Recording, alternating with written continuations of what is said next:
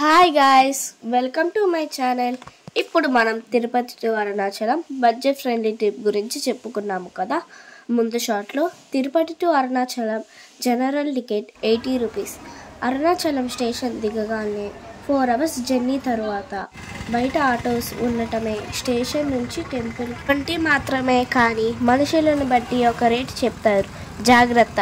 మేము టెంపుల్ దగ్గర దిగగానే రూమ్స్ చాలా చూసాం, కానీ 4 పర్సన్స్కి 2000 కన్నా ఎక్కువగా ఉన్నాయి.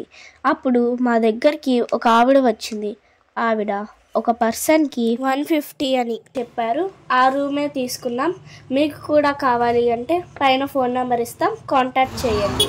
ఆ తర్వాత ఫ్రెష్ అయిన రూమ్ నుండి నడుచుకోనికి టెంపుల్కి వెళ్ళాం. అక్కడికి వెళ్ళిన తర్వాత అన్నదానంకి టైం అయిపోతుందని చెప్పారు.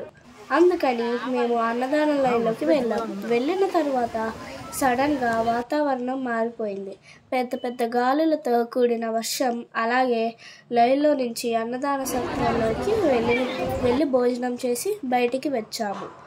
వచ్చిన తర్వాత అక్కడ ఉచిత దర్శనం 50 రూపాయలు దర్శనం 2 లైన్లు ఉన్నాయి.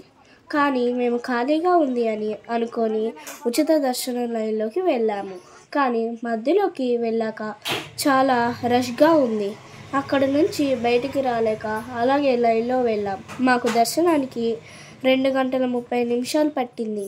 మేము చెప్పే సజెషన్ ఏంటంటే అందరూ కూడా 50 రూపాయల దర్శనానికి వెళ్ళండి, మంచిది.